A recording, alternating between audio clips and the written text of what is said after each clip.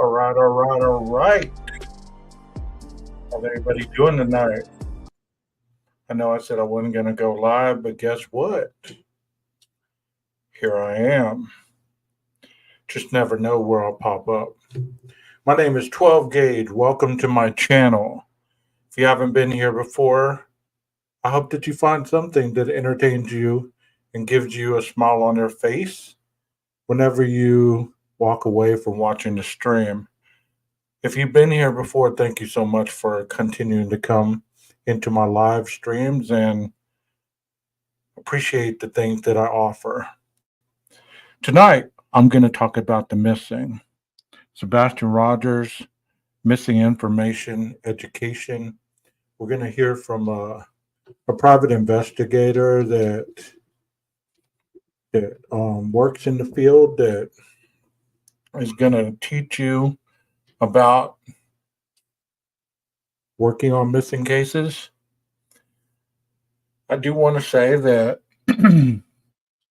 if you come into the chat, I hope that you keep it classy because the mods have been instructed that if it gets too rowdy or too unruly or you become too belligerent, you will be timed out or even blocked with a warning. So we don't do that here. So I hope that you enjoy a calm atmosphere because that's what this is about. And without further ado, let's go ahead and say hi to the chat.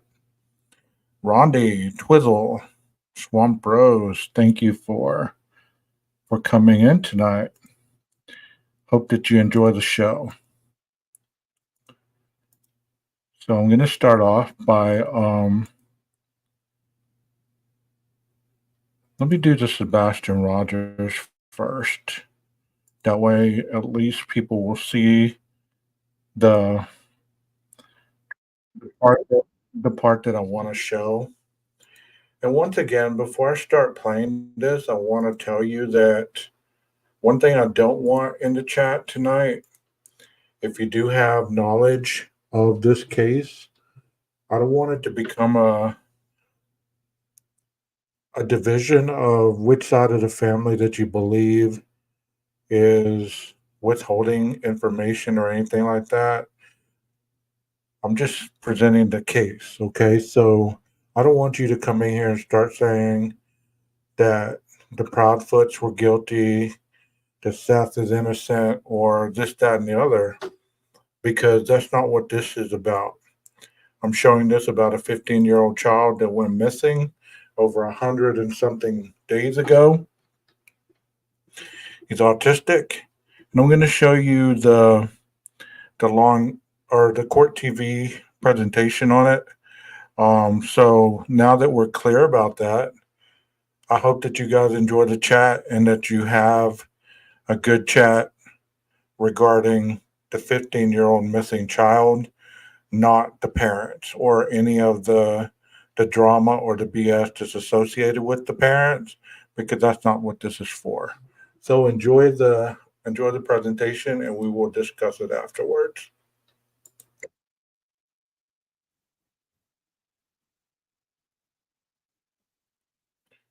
Hold on a second. Maybe if 12 gauge gave y'all the screen, y'all could see it instead of just hearing it, right?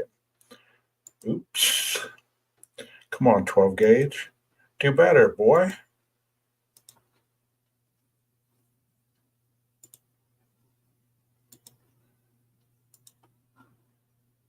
Here we go.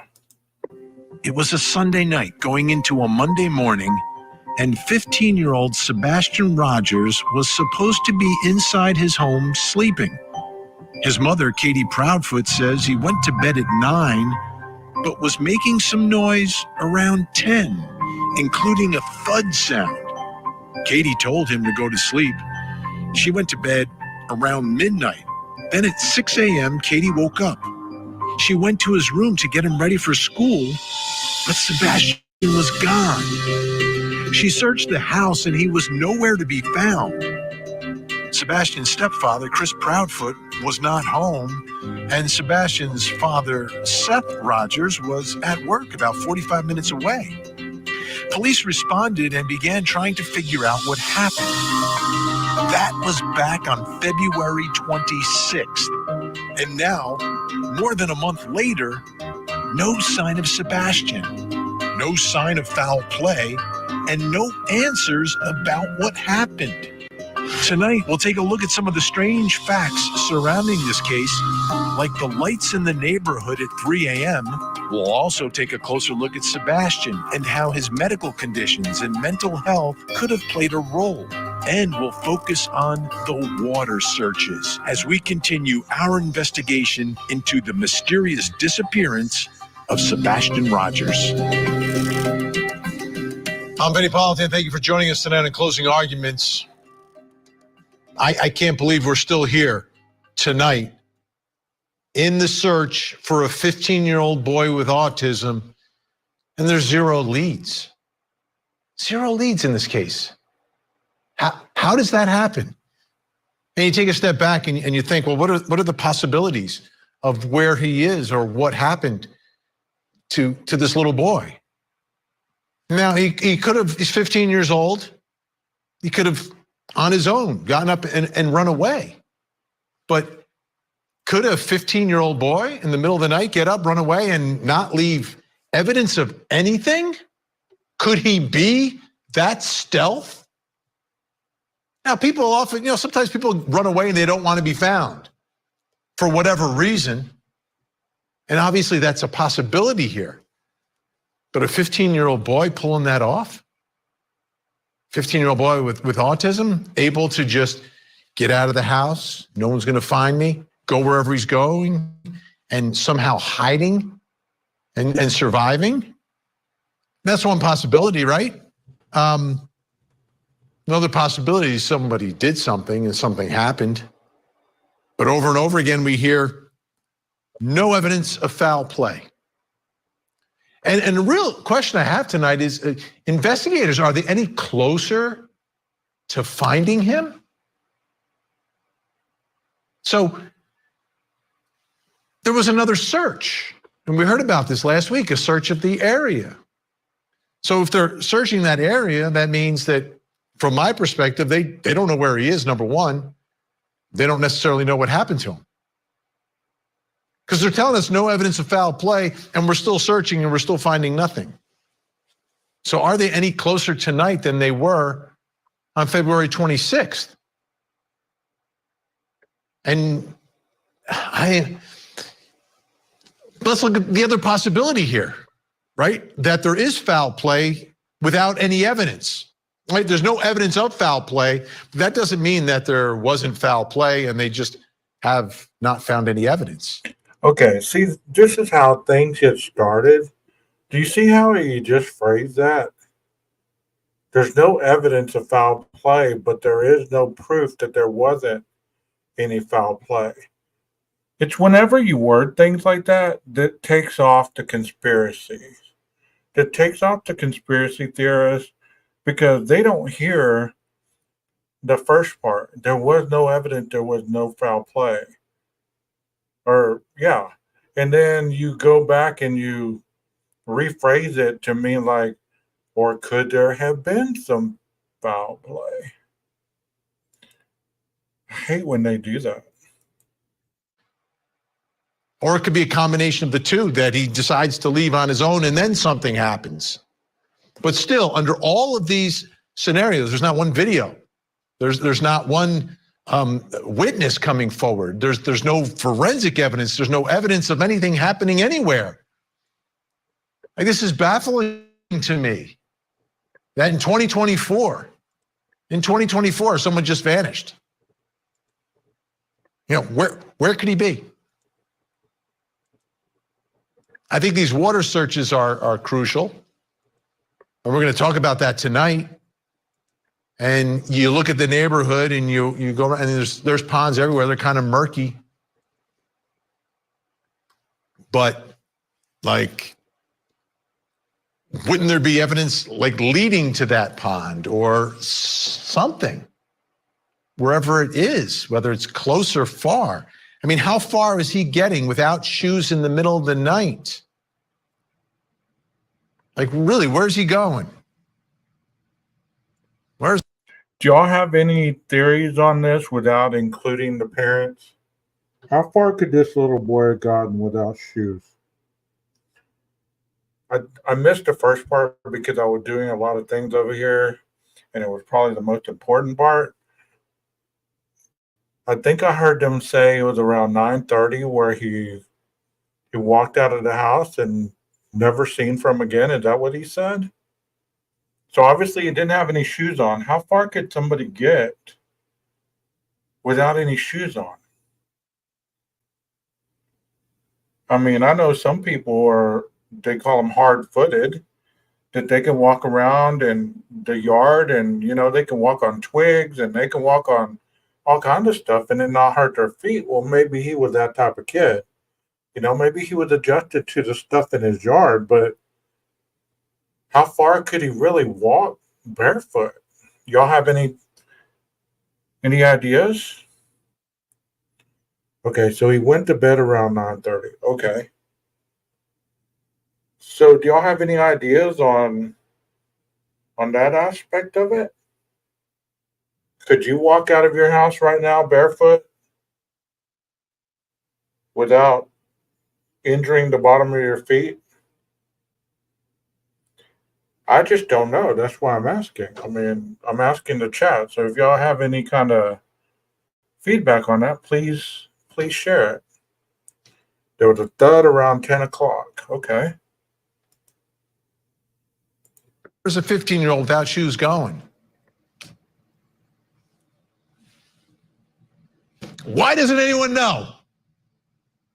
Why doesn't anyone know? I'm asking a lot of questions tonight because there's all questions. There seemingly aren't answers anywhere.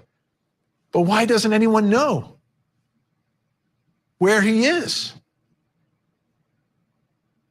It's mind-boggling.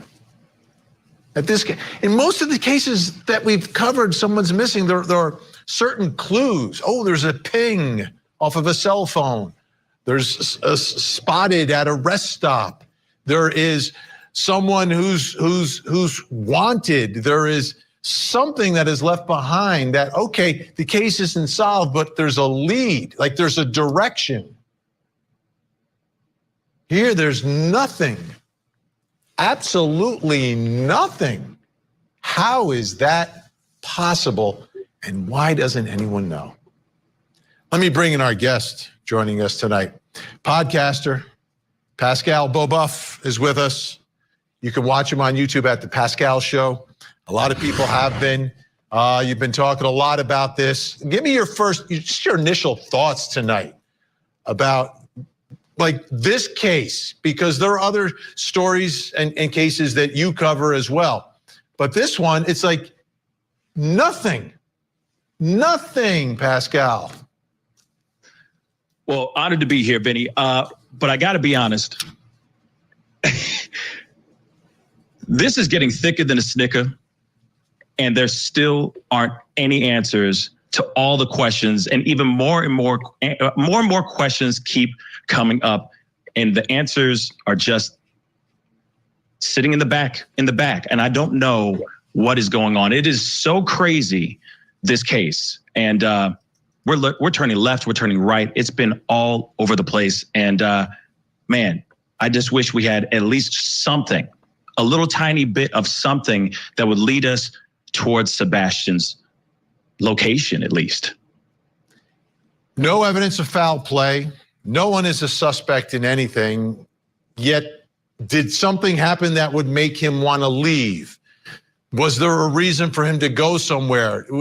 Is there evidence of him going anywhere? How do you get in and out of the house? What was his state of mind? These are so many questions, but let's start just by looking at a map. I want to look at a map so we have some idea of where all this is happening. It's a neighborhood. It's a nice neighborhood. There is a construction of another. Okay, let's pause it right there. First of all, you're right, Heather. Thicker than a Snicker. I don't know what that means, but I guess that's pretty damn thick, right? So you look on the map, you see Sebastian's home. There is water up toward the northwest portion. There's water across there in it looks like a murky area. There's a cemetery. There's water south along Long Hollow Pike. I've never been to this place, so I don't know if this math is appropriate or not, or not. Yeah, I agree, Twizzles. Snickers aren't that thick these days. They're pretty small. But if you see a lot of the water around his home and he was barefoot, I don't know why they brought the semblance of the cemetery. I don't know. I guess they're assuming that he would have walked that direction instead of walking through the neighborhood. I would figure that if you were barefoot and you were leaving your home, it'd be easier to walk along the paved road heading somewhere rather than heading behind your home through the brush and all that area. And it looks like that other area looks like a construction site. I don't know. Okay, there's 2 retention ponds. Echo says, this case makes me crazy too. Didn't they drain those retention ponds? I don't know a lot about this case. It's the first time I'm presenting any of it. And I'm trying to keep the parent stuff out of it. And I really am curious to know about the case without that portion in it. You know what I mean? Because the most important part is to understand the 15-year-old going missing. Not all the extra drama that's been added to it. So let's continue the video. Nice neighborhood taking place next door. You look on this map, there's a cemetery. There's various places where there are small bodies of water. There is a high school there as well. There's Long Hollow Pike, the road. On the other side of that road, there is a whole bunch of trees and brush and more bodies of water there. But at the end of the day, Pascal, when we begin here, looking at this neighborhood, that's the first thing. I always start with the neighborhood. And this is not the middle of nowhere. There's nice homes, like really nice homes in this neighborhood. If you're leaving in the middle of the night, where are you going? Not trying to be funny here, but obviously he was clad in black. Clad all in black. Black sweatshirt and black sweatpants with no shoes. And if someone is coming to meet him in the middle of the night, I would think someone would have seen or heard, or some video somewhere would show us something. Right. I mean, you'd think that at least some sort of Ring camera would have picked something up. Some security camera, something of some sort would have shown Sebastian moving around. I mean, of course, we've seen this flashlight video. It looks like fireflies in the dark. Now that's been debunked, saying that is a garbage truck, which I still am wondering how a garbage truck with a light on moves around in that kind of fashion. It just seems a little bit weird to me. At 3 o'clock in the morning. Let me tell you, Exactly. If the garbage man shows up in my neighborhood 3 o'clock in the morning, everyone in the neighborhood's calling the next day saying, don't ever do that again, because it's going to wake everybody up. No doubt. Absolutely. So that's the thing that doesn't make any sense. What's the activity that was going on in that area? And is there any depiction of that at all?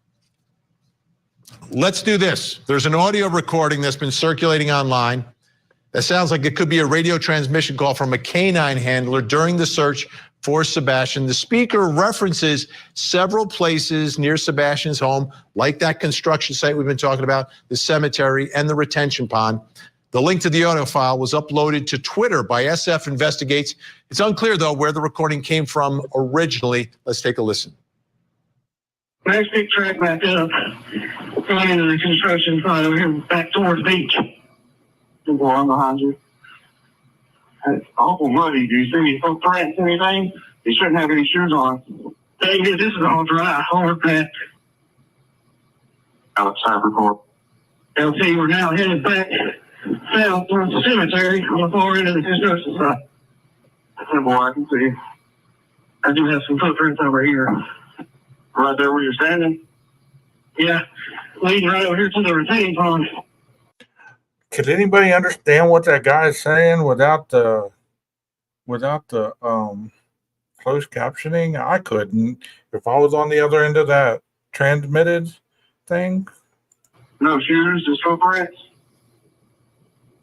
The shoes that Max went straight into the pond. He literally dove into it. And that, we believe, is the canine, Pascal. And we heard about this early on in the investigation, which would, make some sense. There's a scent that they're following towards the retention pond. But my understanding. Next big track back up.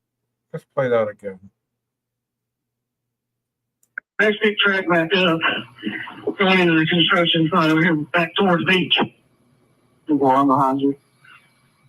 It's awful muddy. Do you see any footprints, anything? You shouldn't have any shoes on. Thing is, this is all dry, hard packed. Outside report. LT, we're now headed back south towards the cemetery on the far end of the construction site. Oh boy, I can see. I do have some footprints over here. Right there where you're standing? Yeah, leading right over here to the retaining pond. No shoes, just footprints. The shoes that Max went straight into the pond. He literally dove into it. And that, we believe, is the canine, Pascal. And we heard about. So the guy was saying there's no footprints. And then he said he saw some footprints, I guess. And the dog went straight into the pond. So the canine went straight into the pond. Does that automatically mean that the child was going into the pond? I mean, I'm confused. This early on in the investigation, which would, make some sense. There's a scent that they're following towards the retention pond. But my understanding is they drained the retention pond and found nothing here. Yeah, that's what I've learned as well. I mean, I remember in the very beginning of this whole case, they were saying that no scent. There was no scent at all. Now we're suddenly hearing about footprints and a scent leading into this retention pond. but then they even drained the pond. So what's going on here? What's the truth? Who's misleading who? And why are they withholding this information? Because I don't know which is the truth. And I think the public really wants to know. We, I think, deserve to know. The people that are out here volunteering time after time, day after day, looking for Sebastian, they deserve to know something that pertains to getting closer to finding Sebastian. Now, you've spoken with Sebastian's father on your show several times. Let's take a listen to one of those interviews and discussions that you had involving this dog following some scent. One dog followed a scent out into a construction site and then it disappeared. Could you maybe expand on that or explain a little bit more about that? One of the dog handlers told me first day, Wow, Monday, that the dog popped to a trail and they followed it and went all the way around and it ended in a construction site, but it ended. It's like there was nothing there. right. And that's a little odd, Which right? leads me to believe that, well, if it ends, normally the scent ends when you stop traveling on foot. From my understanding, that would mean that he got into a car. That's right. So now you listen to that, and again, they're saying that there's no evidence of foul play, but there's a scent leading to nothing, to absolutely nothing there, Pascal. I mean, you've got to deduce something from that. Okay, so the father said it's been his experience that when a scent is carried, it stops where you stop. So it would mean that he got into a vehicle. So is he planning something there? Like, does he know something that the rest of the world doesn't know? Did y'all hear anything else about that? I mean,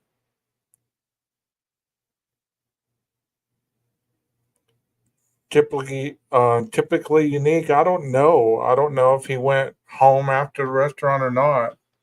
I mean, I've seen bits and pieces of this, so I don't really know. A lot of this. That's why I'm relying on y'all to put me up to speed. But please don't pick a side on the parents. I don't want to get into the Proudfoots versus Seth. I don't want to hear all the stuff that has been said about the parents.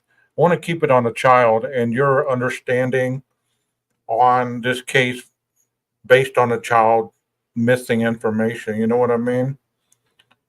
He was seen taking out the trash that night.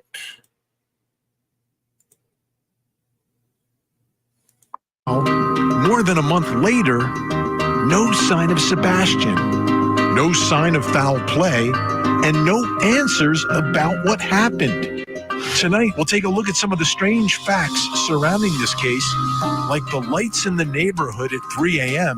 We'll also take a closer look at Sebastian and how his medical conditions and mental health could have played a role.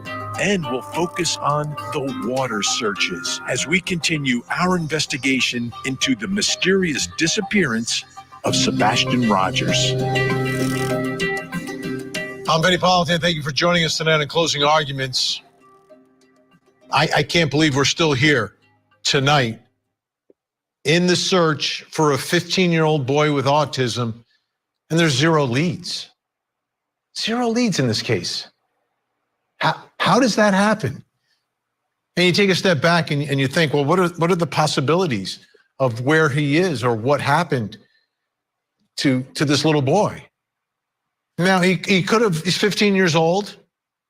He could have, on his own, gotten up and run away. But could a 15-year-old boy in the middle of the night get up, run away, and not leave evidence of anything? Could he be that stealth?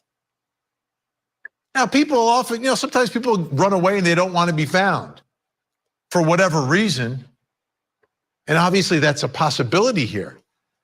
But a 15-year-old boy pulling. Come on, bro. Have you ever been a 15-year-old boy? When you want to sneak out of the house, you're trying to be as stealth as possible. You're trying to, A, not be heard, B, not leave any kind of evidence that you left the house if you're planning on coming back. I mean, the loud thud, I don't know what that could have been. I mean, I have no understanding of what kind of thud it was, whether it's the thud of a human hitting the ground or was it the thud of somebody knocking a nightstand over, was it a lamp being knocked over? I mean, that's what makes it so confusing is they just give you a word. There was a thud in the middle of the night. Okay, what was the thud? Kind of like in another case that we follow on this channel. What was that thud? We kind of assume we know what the thud was in the other case, but in this case, I have no idea just hearing this basically for the first time. I would not even be able to think of what that thud could be. I could be putting educational guesses out there, but to say I would know specifically what that thud was, I have no clue. How about you, chat? Do y'all have any kind of guesses? 15-year-old boy with autism, able to just get out of the house. No one's going to find me. Go wherever he's going and somehow hiding and surviving. That's one possibility, right? Another possibility is somebody did something and something happened. But over and over again, we hear no evidence of foul play. And the real question I have tonight is, investigators, are they any closer to finding him? So there was another search, and we heard about this last week, a search of the area. So if they're searching that area, that means that from my perspective, they don't know where he is, number one. They don't necessarily know what happened to him. Because they're telling us no evidence of foul play, and we're still searching and we're still finding nothing. So are they any closer tonight than they were on February 26th? And let's look at the other possibility here, right? That there is foul play without any evidence, right? There's no evidence of foul play. That doesn't mean that there wasn't foul play and they just have not found any evidence. Or it could be a combination of the two, that he decides to leave on his own and then something happens. But still, under all of these scenarios, there's not one video. There's not one witness coming forward. There's no forensic evidence. There's no evidence of anything happening anywhere. Like, this is baffling to me that in 2024, someone just vanished. Where could he be? I think these water searches are crucial. And we're going to talk about that tonight. And you look at the neighborhood and you go around, and there's ponds everywhere. They're kind of murky. Okay, so this gentleman says in 2024, where could he be? People just don't go vanished. What would be y'all's understanding of somebody going missing? That's what this whole show's about, okay? I just chose this as an intro because there's people that go missing every day. So what would your impression of a missing person? What are some of the reasons that you've heard that people go missing? Whether it be juveniles, whether it be adults, what are some of the reasons that you've heard people go missing? Because there's people that have a lot of interesting theories about missing people, but I'd like to hear yours, as we listen to this. But wouldn't there be evidence leading to that pond or something? Wherever it is, whether it's close or far. I mean, how far is he getting without shoes in the middle of the night? Really, where's he going? Where's a 15-year-old without shoes going? Why doesn't anyone know? Why doesn't anyone know? I'm asking a lot of questions tonight because there's all questions. There seemingly aren't answers anywhere.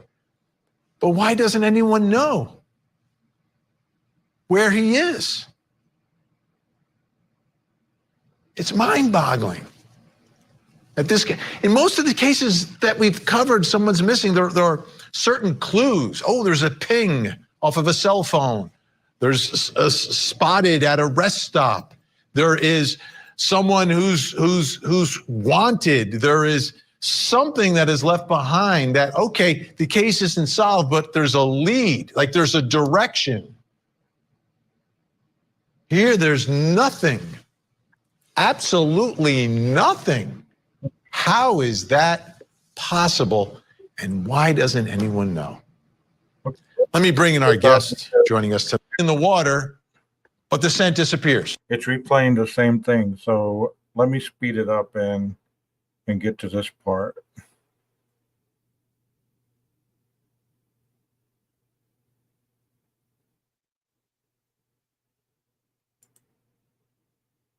Your show? No, I would love to have him on my show. So we've invited them as well. Waiting, and I know this is a difficult spot for everyone involved. And they've spoken to the Chronicles of Olivia. We spoke with her. They've spoken with Nancy Grace as well. A lot of people talking about that interview. But it seems that you've got Sebastian's parents are in totally different places. And I get it, they're not together. So obviously they don't see things the same way to begin with. But at this point, you hear a lot from Seth. You hear very little from the Proudfoots. Seth seems to still be on the ground there, involved in coordinating some searches near and around that construction site close to the home. And the Proudfoots seemingly are out of town. Yeah, they're gone. It seems like they're on vacay, to be honest. But I will say this, just because they are somewhere else in their RV, away from that house, away from the search, is not an admission of guilt. But by the court of public opinion, optically, it looks really, really bad.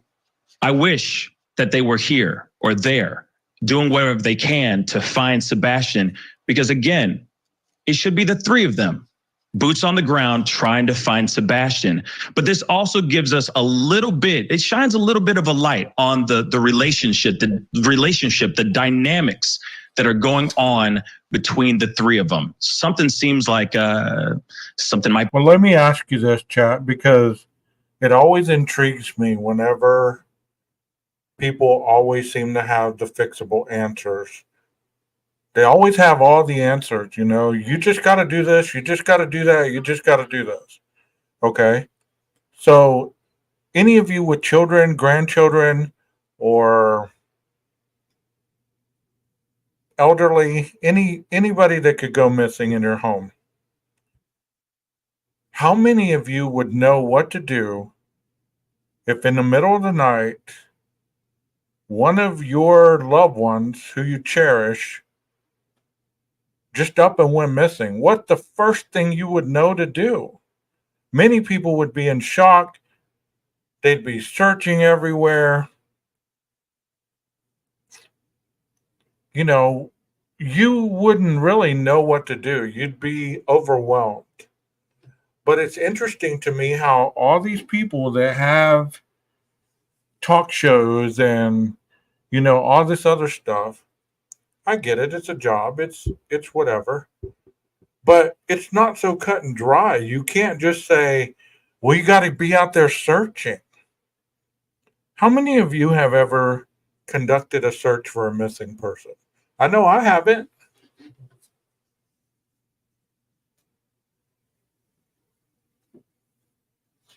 I'm waiting.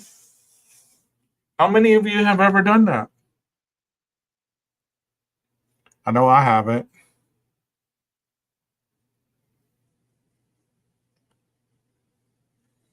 So to say that you should be doing this or you should be doing that, when you've never done anything like that, what makes you the expert? That's all I'm saying. But it seems like most people are the expert these days, even though they've never done these things. Do you get what I'm saying? Let's go lead a search party. Thank you.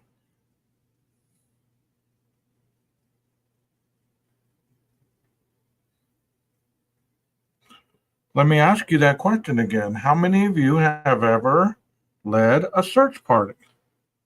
So to sit there and say that you would do this or that and the other, it's interesting to me because I sure as hell wouldn't know what to do. I wouldn't even really feel like I needed to call the police because in my head, I'd have all these interviews and all these people's thoughts in my mind about how police don't help you and they just withhold information and all this other stuff. I'd be lost. I would be lost. I wouldn't know what to do. So to sit there and say you would do this or they should have done this or why didn't they do this? Think about that. You wake up and your little boy, your 15-year-old child is missing. You heard a thud, but you didn't think nothing of it because it's probably happened before. So you think, oh, so-and-so just, jumping out of bed, going to the bathroom, whatever, going to get a drink of water. You think none the wiser, but all of a sudden, since they didn't do nothing because they heard the thud, they're all of a sudden a suspect in people's eyes. I agree with you, Rondi. It's intense the way that people have their thought process on what they would do or what should have been done by professionals when you know or you don't know what the protocol is for these types of things. And that's why I wanted to do this live tonight because we're going to get a person here once I get through this, if I ever stop talking. Once we get through this, that has searched for missing people, that will tell you what to do. Be a little bit off between the three of them. Oh, I agree. And later on in the program, we're going to dig through some of the divorce documents, and you can tell that by reading those, you understand people get divorced for a reason and things are bad. But, we had an experience, and maybe it was very unusual with Gabby Petito. Her parents both got remarried, and together that group was a force, and they were all on the same page, looking Absolutely. for Gabby desperately. That's not the case here, and it could have to do with the dynamics of the divorce, everything else. But at the end of the day, there's not a unified approach to the search, to looking, to trying to find what happened here, and that is troubling. From people you've spoken to in all of this, do you get a sense that the Proudfoots were getting some flack and it could have been potentially dangerous for them to hang around, that people were looking at them the wrong way? And we know sometimes how these stories and cases can take on a life of their own, and you start to feel a little bit of the pressure.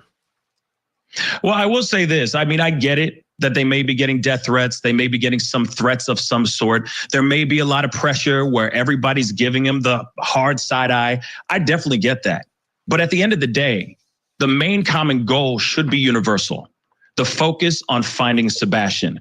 I don't know about you, okay, but as a family man, as someone who cares for my loved ones, if ever someone I loved went missing, I don't care how much ridicule. If I became the town's pariah, I wouldn't care. I'd still show up and do everything I could to find my son, to find my daughter, to find my loved one. So optically, again, this is very, very weird. It's counter to what people believe in their gut, and it's counter to what I've seen from other parents in the past. In all the stories, and unfortunately you see a you've seen this before where a child goes missing and you wonder how everyone reacts and acts in that, in the aftermath. If the child is still missing and hasn't been found, why would you ever stop looking? How could you ever stop looking? Where are you looking? And that's not happening here, and that's troubling for a lot of folks. But at the end of the day, there's a child still missing, and the child needs to be found. The child could. Please stop saying at the end of the day. Please stop. We get it. When everything is said and done, or use another statement. Quit saying that. Be in danger.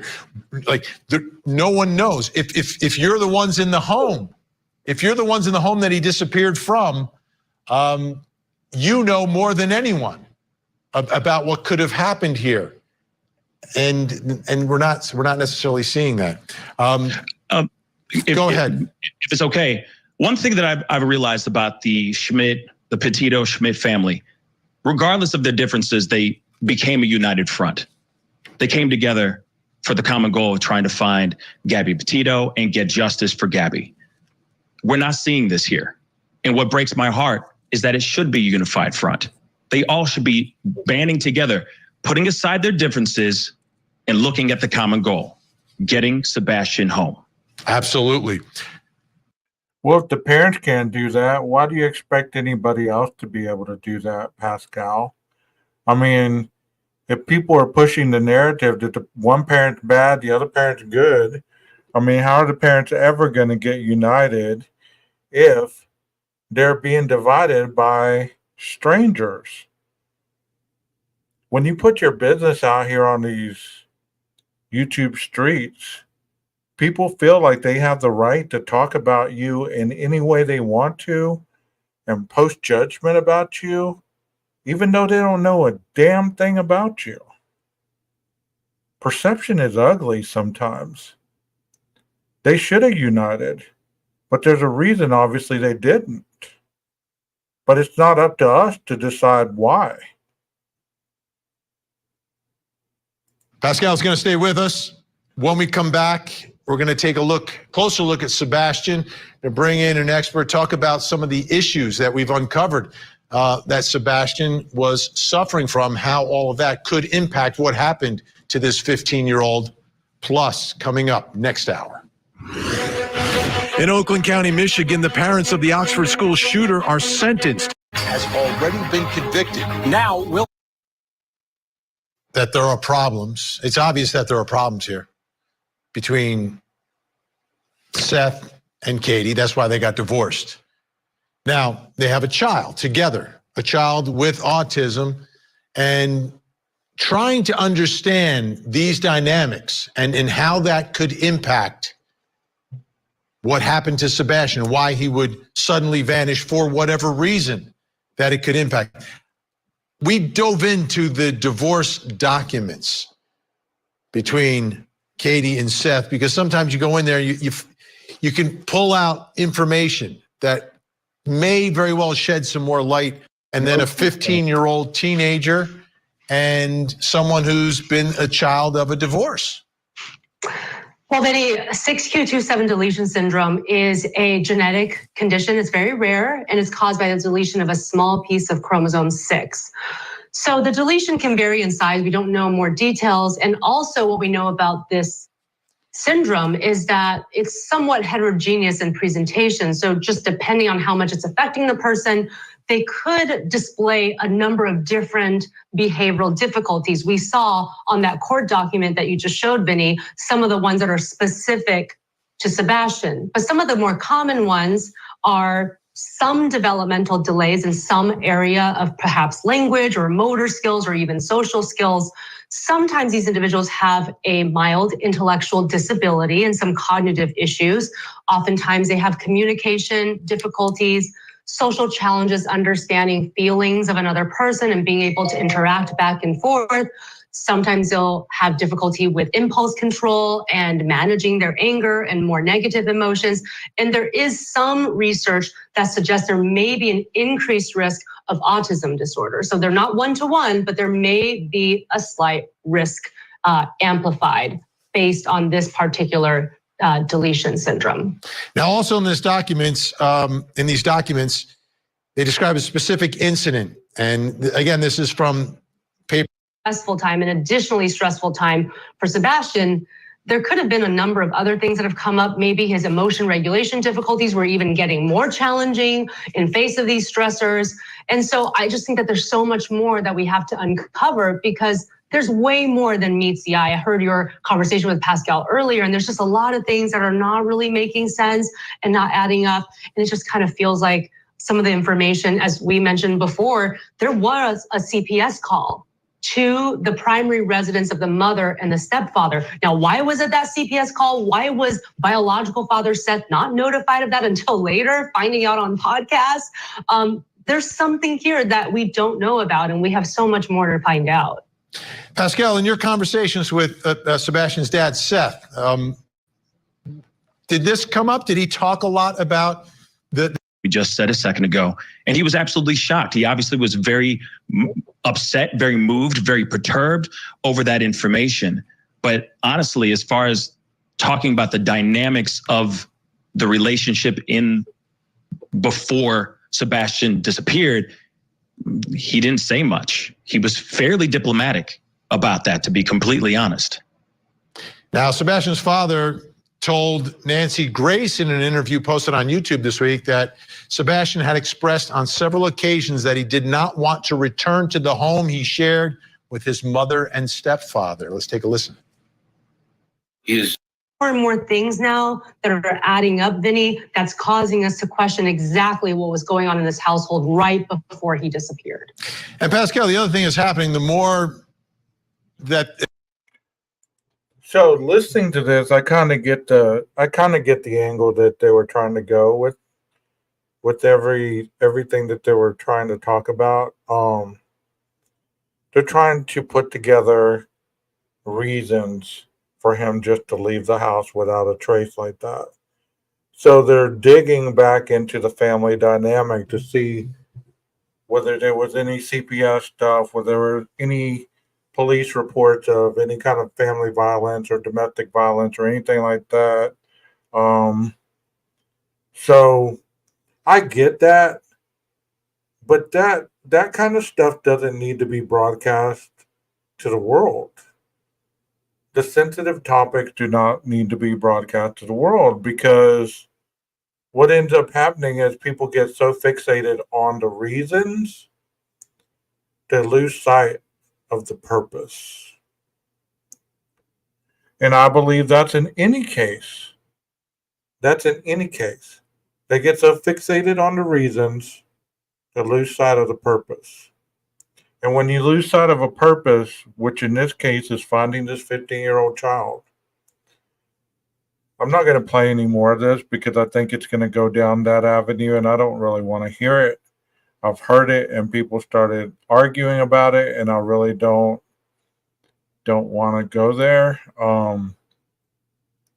So that kind of just giving you an example of a case that where a young child went missing and how ugly it can turn, and having the focus so quickly turned from the child and placed on the family dynamic. I believe they did this with the Summer Wells case as well. I believe that when Summer Wells went missing, at first they were talking about Summer and they were talking about what happened. But it seems like after you talk about what caused the disappearance or what happened, the last portions of it, and then people start digging up things that had nothing to do with the disappearance, you can assume that you know what caused the disappearance. But in the Summer Wells case, if I can remember correctly, she had been with her mother and some other friends or whatever They'd been swimming. They went home. She went in to change. There were some kids in there. Her mother went in to check on her, calling her name, and she was gone. And that leads to speculation, the same thing about this case. I believe that there was a photo taken of him and his mom at like a restaurant. If I'm correct, it was like a Cracker Barrel or something. Um or maybe a Roadhouse or something. I don't know. But there was a picture of them taken at a restaurant. And there's been a lot of speculation that the child never made it from the restaurant to the house. That systematically the mom did something to the child from the restaurant to the home, and he never made it home. How logical does that sound to you? How logical? Just like I asked you earlier, if you wake up and your child is gone, how logical is it to believe that you're not going to do anything? She was probably frantic, freaking out, called her husband because he's the one that reported him missing. She didn't. Kind of like in the other case. The person who found the bodies or, discovered the situation wasn't even the person that called 911. The other person that was asked to come over there to help called 911. So if you can imagine that these people are so distraught and withdrawn. Oh, actually, he three-way called. Okay. Okay, so she called him and then he called the police. All right, gotcha. Thank you. Thank you. Thank you. I didn't know that. See, I don't know a lot about this case. So I'm trying to just learn about it as I'm talking about it. So I'm just saying that, it just seems simple to me that whenever you would wake up and somebody you love and care about that supposedly has a kind of issue that, you know, even if he was high functioning, she's probably still worried about him. Even at 15. He looked like a happy kid though. He was smiling in those pictures. So I'm kind of curious to know what kind of child Sebastian was. Like, what were his likes? What were his dislikes? What was he scared of? Was he terrified of the dark? Would he have ever walked out there alone in the dark? Had he ever done that before? Did he walk barefoot all the time? Or did he prefer to walk barefoot once he took his shoes off? I mean, questions like these are questions that you ask, in my opinion, when you're trying to figure something out. Not whether the divorce had anything to do with him running away. I have heard that, somebody, I don't know whether it was the stepfather or the mother, had swatted him with a belt. And okay, well, that's good. That's good to know. See, I don't know these things, but that's good to know. That's good to know, Echoes. Thank you. I'm not above being corrected, That's why I'm saying, I don't know a lot about this case, even though it's been presented.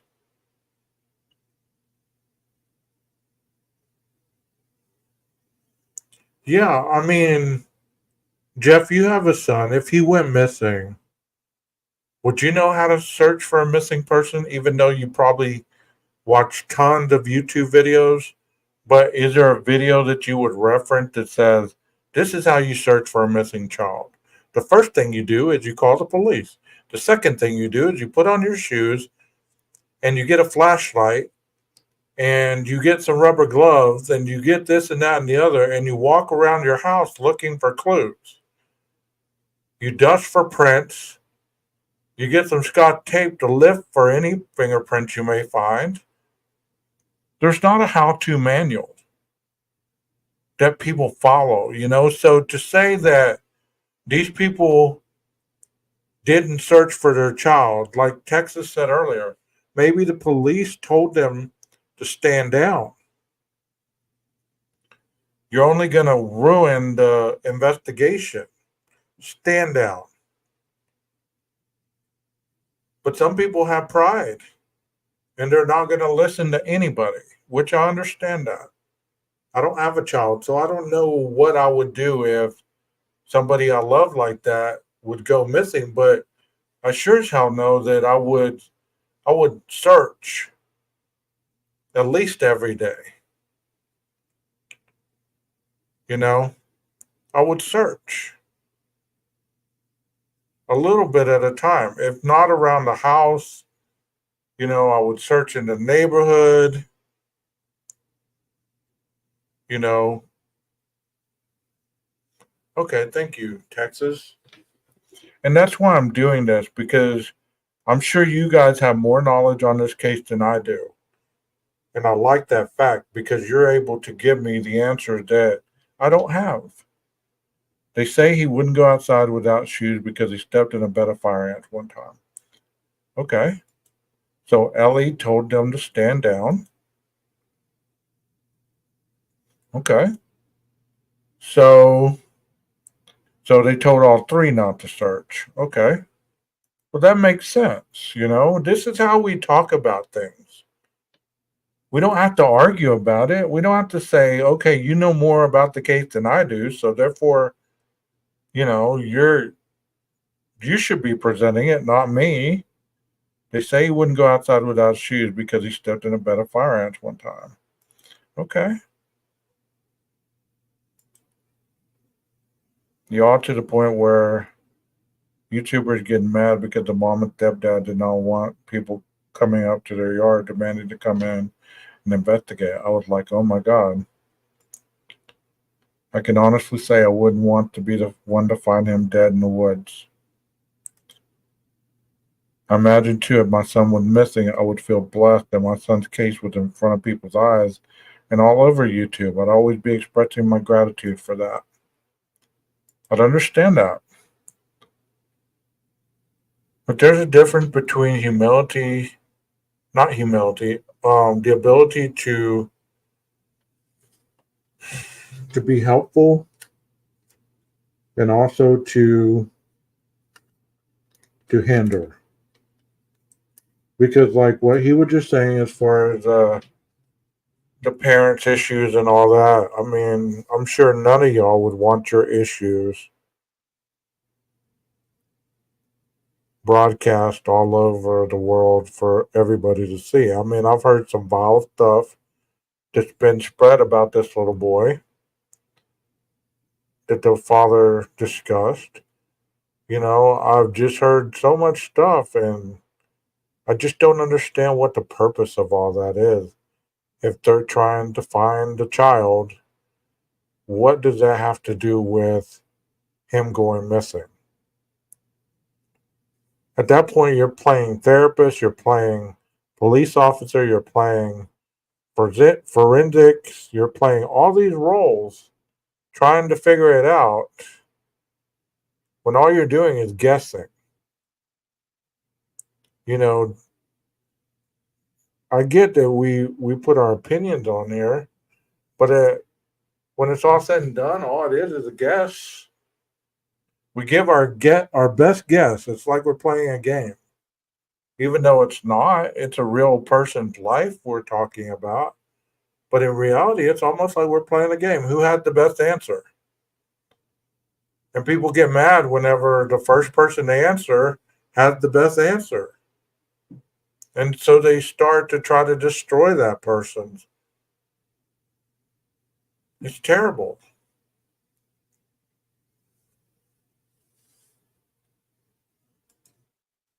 Knowing what I do know now, I would do one or two interviews with YouTube, or maybe pick 5 or 10 YouTube people to do one interview with, and that's it. Based on my training and experience. I didn't get the second part. Um, you know, I wouldn't do any interviews with any YouTubers. I wouldn't. I would do all my interviews with the police, and I wouldn't even do any interviews with the mainstream media. I would have directed every question to the police department. And if that wasn't good enough for the public, it's none of your damn business what goes on with my investigation. You get what I'm saying? I wouldn't do any interviews on YouTube. Who are these people? Who am I? Why do I deserve an interview? Just because I have a channel? That doesn't make me special. Just because I can spit facts and make people think a little bit, that doesn't make me special. YouTube gets the word out, but whose word are they getting? Are they getting the parents' word, or are they getting division words? You get what I'm saying? Like, everybody's divided on every case. So it's almost like you're going to go to a YouTuber that you know, well, this guy believes in what I'm saying, so they're going to push my narrative. You get what I'm saying? So you're going to get one side, and then you're going to get the other side. And then there's the third side, which is the truth. There are three sides to every story. One side, the other side are the truth. And most often than not, people don't search for the truth very far. You know? I get it. I'm not bashing YouTube. I'm not bashing any creators. I'm not bashing anybody. I'm just speaking my facts. I'm spitting my facts. You know, these are my thoughts. I wouldn't want any family on my panels, because I don't think that I could be a good enough interviewer to present their story to get their missing person justice. I'd rather comment on it like I'm doing now. You know? But we have people out here that don't have interview skills. They don't have the compassion. They don't have the understanding of cases and how they work and how the procedures go. They just have an understanding of myths and other people pushing narratives that drive their ego to believe that they can conduct a police investigation. And that's fact, whether you want to believe it or not. And once again, I'm not trying to be confrontational. I'm just saying that's the facts, whether you believe it or not. So let's get to the next video. This is going to talk about finding a missing person, which is the whole purpose of this whole stream. It's not really Sebastian Rogers. It's understanding the concept of how a missing person is seen when they're missing. Here we go.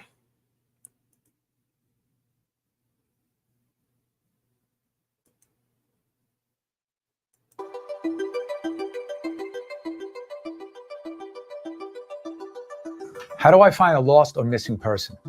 Every day we get calls of people requesting us to find a lost or missing person. First thing is to differentiate between these two. A more simpler investigation is a locate. This is when maybe you want to contact an old friend that you lost touch with, someone moved away and you don't have their updated information, a lost love from the past, an old college friend, things like that. This is what we would consider a locate. We basically need to just kind of find out where they are now, currently, get their new contact information, and provide that to a client. We wouldn't categorize this as a missing persons investigation. You as an individual may be able to investigate or locate somebody yourself. Nowadays, with the internet and all this social media, a lot of times it's easy to reconnect with old people. There's a lot of public information, a lot of things online. When it comes to a missing persons investigation, this is much more complex and more detailed investigation. I strongly recommend, if there is a missing persons investigation, or you believe someone's missing, is not to take matters into your own hands.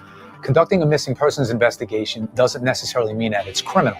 What it really means to our clients is that person is missing to you. So whatever the circumstances are, we need to investigate. Why did this person go missing? Basically, we need to determine, well, is this under suspicious circumstances or not? Do we believe or hypothesize that they left on their own free will? Or is there a cause or a stressor that caused them to disappear or leave? You need a seasoned investigator that knows how to conduct and utilize the proper steps. Many of the clients who hire us have family members that have either... Do you guys know if they hired a private investigator in this case? In the Sebastian Rogers case? Do y'all know if they hired one? Like a real missing person private investigator, you know, one that does it for a living? Does anybody know? I think some of y'all are behind in the chat. The dad did, but they got rid of him. You know why they did? They did? Okay. You know why they got rid of him? I guess it doesn't matter, but let's keep listening to what this gentleman has to say. He's spitting some good facts. Left on their own volition or disappeared and are suffering from either mental difficulties or illnesses, some kind of drug or substance abuse. Having a detailed consultation with a client to ask questions and determine what may have transpired up until the person had went missing will be key in trying to locate or find the missing person. Every missing persons investigation is different. We have to establish all the information regarding that individual, why they may have went missing, and the circumstances leading up to it. One of the first steps in a missing persons investigation is to make sure the person is not hurt, injured, possibly in jail. So we want to establish that they're not in any hospital, any medical facility, the morgue, or have been arrested or in jail. The second step is conducting very thorough interviews. Now, the interviews can be done with family, friends, co-workers, roommates, places where the missing person frequents, such as gyms, clubs that they belong to, or hobbies they're involved with. So there might be information that a family has, friends might have other information, co-workers might have other information, and you want to get all the most up-to-date information from everyone, because there may be information out there that one person doesn't connect to the other person, or it's not shared information.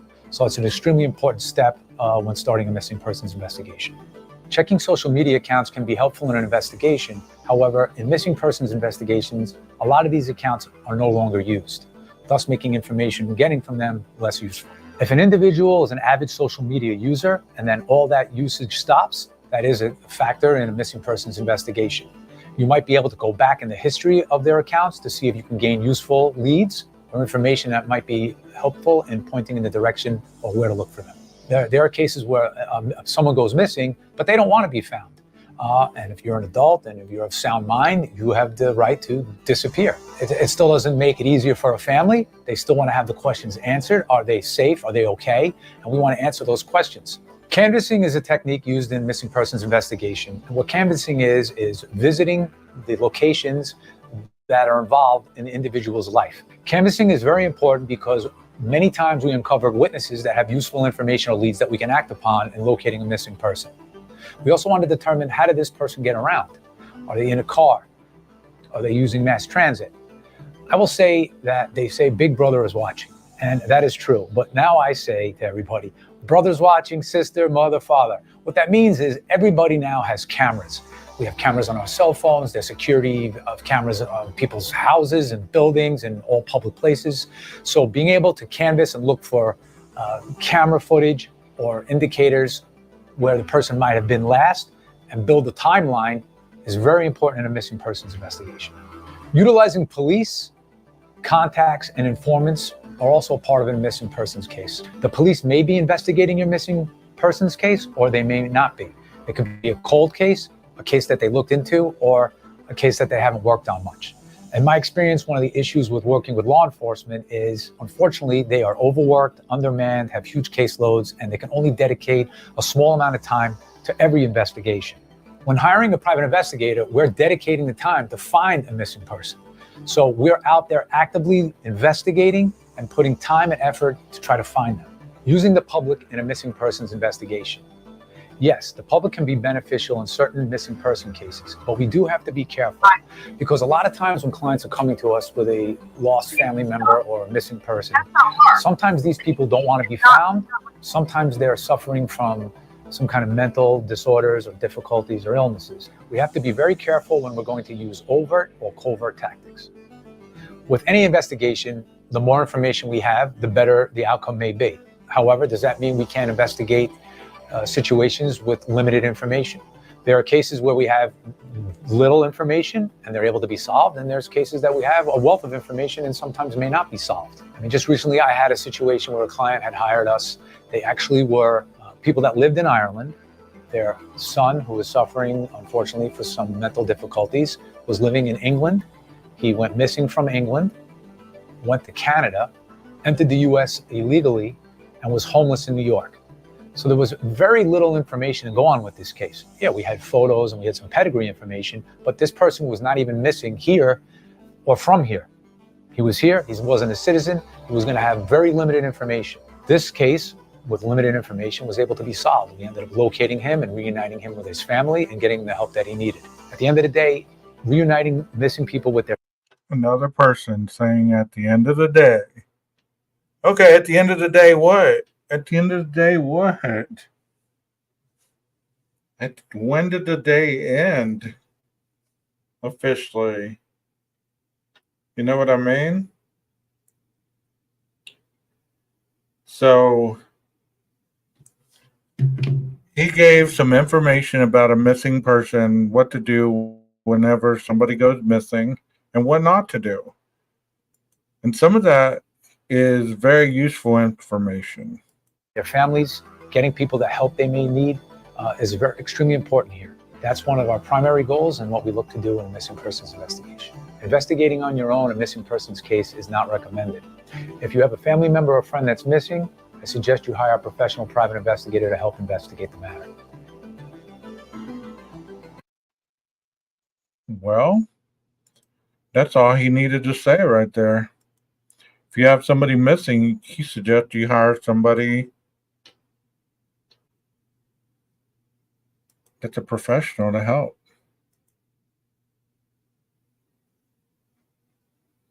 So, give me a little feedback before I close this out.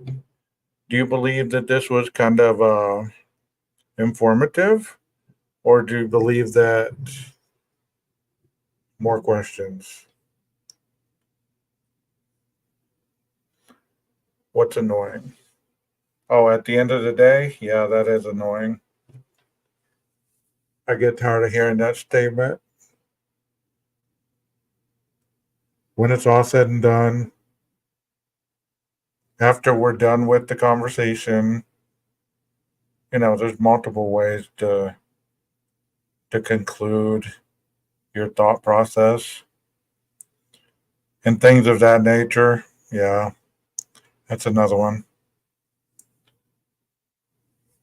But what do you believe that happens whenever people go missing? Because we hear about it all the time. You would go to the investigator.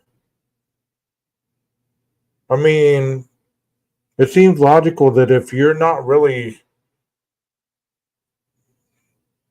able to do these things and law enforcement tells you to stand down, sometimes it's best to go looking for a professional to help you out. I'll even get you a lawyer to direct you on your movements. Even though you might not need their assistance very long, you do need to know the law. What you can officially do, what you can't do, what the police can do, what they can't do. Because by assuming that a missing persons case is kind of like what you see on these YouTube streets or what you see on the TV, and people go above and beyond for every missing persons case, that's not true. These high profile cases like this, if you're pushing and you're pushing and you're pushing, they're gonna, they might not have the manpower to do a missing person search. You might have to go hire professionals to search for whoever it is that you're looking for. It's not a given that people are just going to come out with the kindness of their heart and assist in the search. I get by pushing the information on social media, I get that it gets the word out. There's nothing wrong with that. It's whenever people start fighting over who's right and who's wrong and what side was the culprit and what side was the victim. You lose the purpose of the whole situation. Like in this case, the 15-year-old is still missing. So are they still searching or are they just waiting now? I mean, you know, okay. So are they just kind of waiting around for the police? And I thought the FBI got involved in this case. That's what I'm saying. If you hire a lawyer or you hire a public or a private investigator, at least they're versed in the law. So they can tell you what you can do according to the law and what you can't do. The last thing you want to do, no matter how vigilant you want to be about finding your child, is break the law in doing so.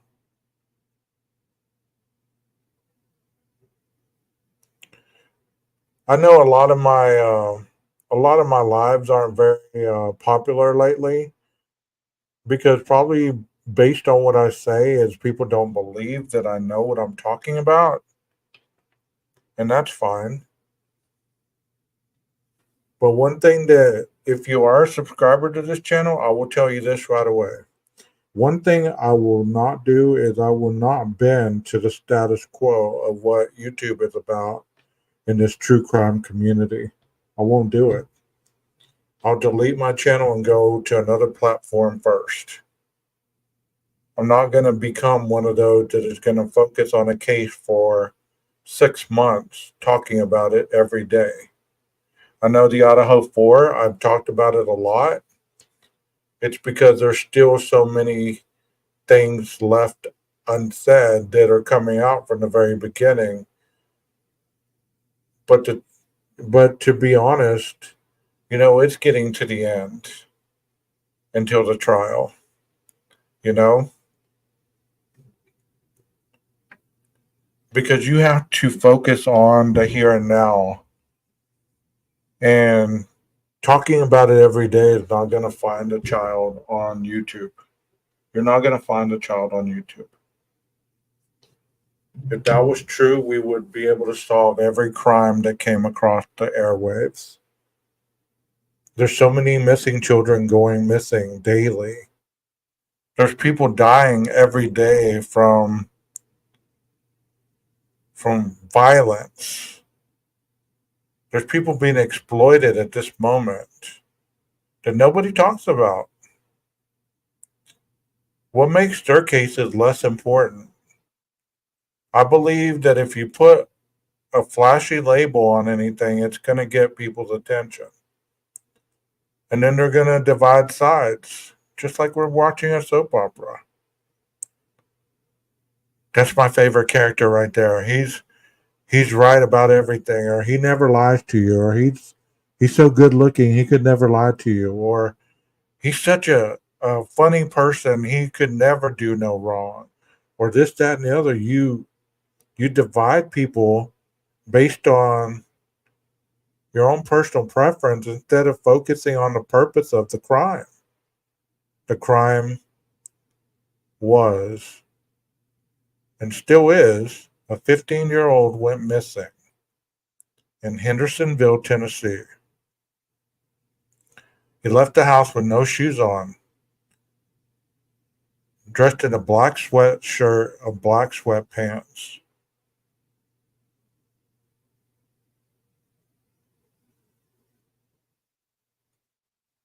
Now what?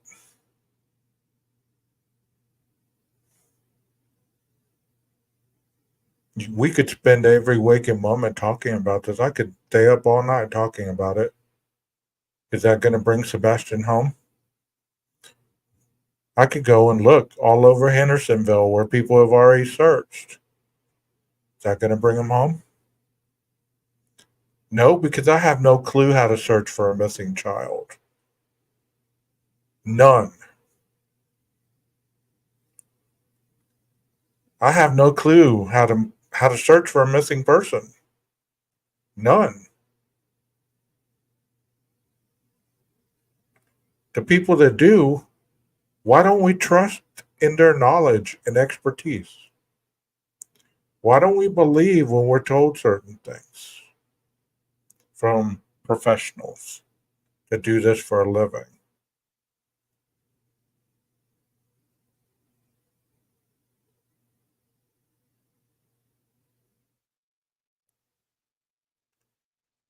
Well, I don't really believe people stop caring. I believe that they focus on other things rather than the purpose. The purpose is the 15-year-old child is missing, not whether the Proudfoots are still in an RV in a RV park or whether somebody's driving by their home taking pictures or whether, all these things. I mean, what that have to do with the missing child? Why can't you just say you don't know what happened? I believe a lot more people would be able to accept that than putting all these other things out there. Kind of like some of these other cases. How come you just can't say I don't know what happened, but we're looking into the best of our knowledge of what we need to do to get this solved. And at this point we don't have a clue which way to go. Instead of putting out there those questions that just bring more questions. Like I said, my opinion is not very popular. So I'm sorry if you don't like it or you don't agree with it. Um, we'll still get along tomorrow or here in a little bit when I shut the stream down because we agree to disagree in here. And everybody's opinion is valid, whether you believe that or not. You know, everybody's opinion is valid, including my own, whether you like it or not. If I'm giving you that right, why don't you give me that right?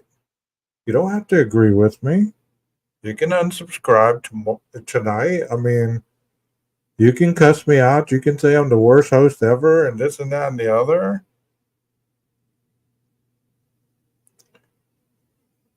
If that makes you feel better. Because we're all about feeling good, right? It's all about having a good feeling about ourselves and our lives. It doesn't really matter whether we're good people to other people. It's such a selfish concept.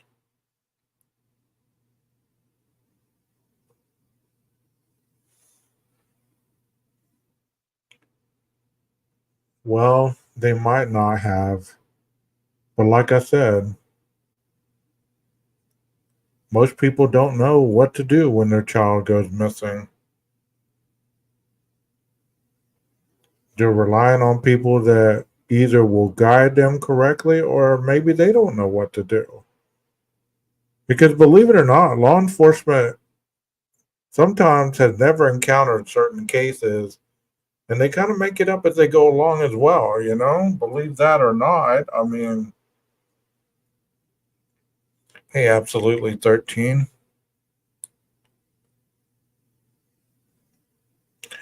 Wanted to get on here and talk about this, um,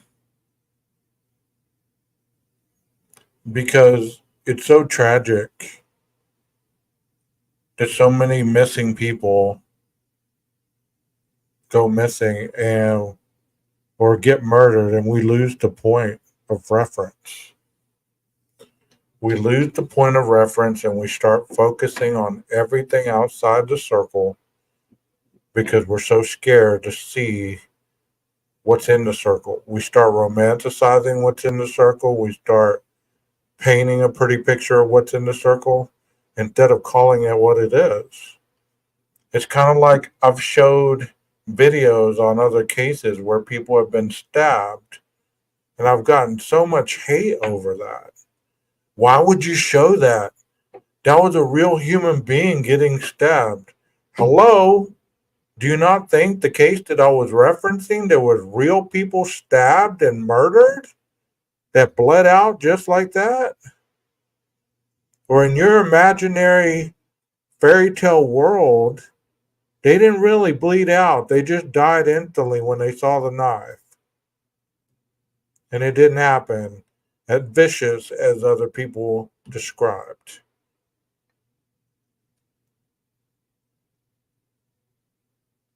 You know, I don't know how you could, you know,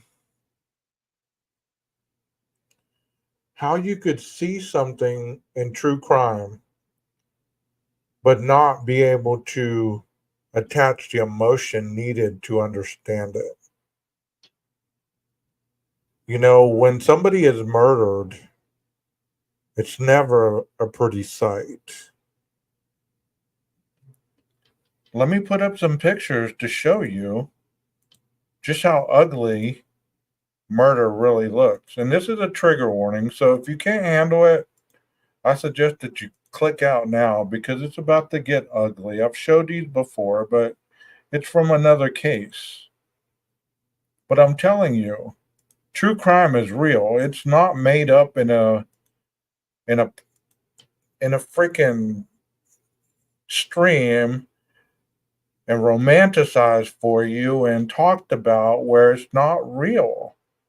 I believe if you really get to the point of understanding that this is really real stuff, you wouldn't joke around like you joke around and you would take things a little more seriously than you do. This is from the case that I presented a couple days ago, where the lady killed this lady for $100,000 she was holding for her, and she ended up and killed her, buried her in a field, poured concrete on her, and then poured potting soil on her and wrapped her in a tarp. So this is her body right here. That's true crime, guys. This is real life right here. And this is her skull right here with a bullet hole in it. And here's the rest of it.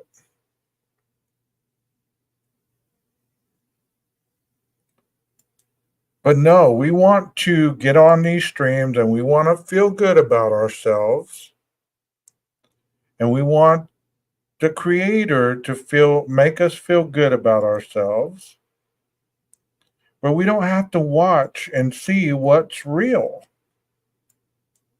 Well, I'm going to show you what's real. This is real. This is a body buried that was excavated. Here's the concrete. Here's the tarp. The body is inside right there. There it is. She was 23 years old, I think.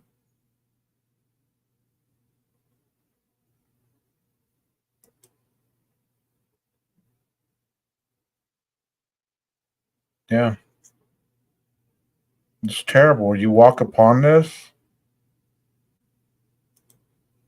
Are you going to go in it's kind of like whenever we hear that Dylan went into a frozen shock phase because she saw what she saw. There are so many freaking people that don't believe that that was real. How could she go into a frozen shock when she sees somebody walking with a mask, clad in black? We don't know if he was dripping in blood, had a knife in his hand. We don't know that.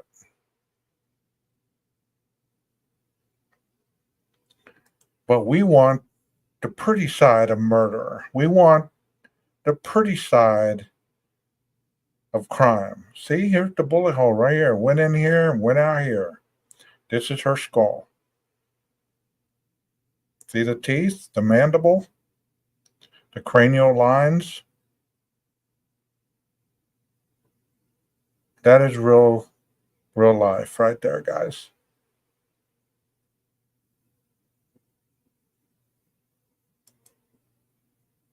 So if you're watching these true crime shows that don't talk about true crime like this, why are you wasting your time? Why are you wasting your time? Because that's real stuff right there. That's what true crime is.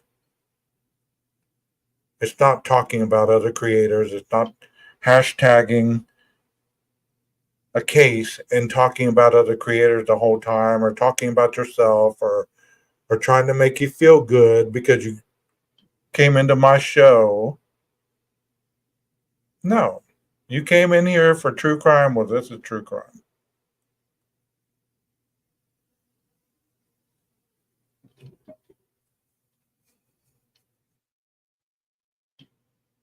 And I hope I didn't run anybody off, but I just believe what I believe, and you don't have to believe what I believe, but that's what this channel is about. How can you be so squeamish when I post something or I put something up and say, "No way, there's no way that could happen"? He had to be a ninja and double flip and everything else in order to slice his jugular like that. You know what I mean? I got so much hatred over that. I'm like, do you realize what channel I run here?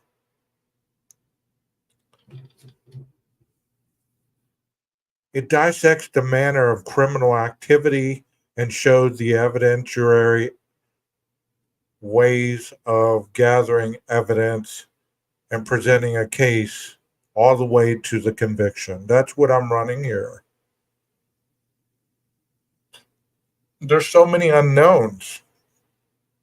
So I'm only able to go so many directions with things. But I'm not going to use conspiracy to fill the blanks. Maybe I should have done this kind of video at the very beginning of my channel. Maybe I'd still have just 5 subs. Who knows? But I can tell you this. I appreciate each and every one of you. I appreciate those that keep coming back.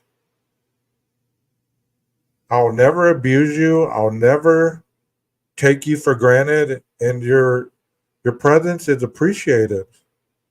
I'll try to do my best to give you the best presentation I can. And I hope you believe that. But I'll never sugarcoat it, and it'll never be soft. And I understand if you're triggered by certain things, you might have PTSD or past experiences with awful situations. I get it. You don't have to stay. I get that. I don't want to hurt anybody at any time. But I hope that you keep coming back and that you enjoy the channel. And if you do, hit a like. Give me a positive comment every now and then. It does make me feel a little gushy, I guess. Everybody loves praise, right? Thank you so much for everything y'all do. Without you, there is no me. And like I said, if it ever becomes too much for people, I'll just delete this page and go to another platform. But hopefully we can still all get along. Because that's what I'm here for. I'm here to present the best information that I can. And that being stated, it's time for Maestro to cue the music. Y'all have a good night.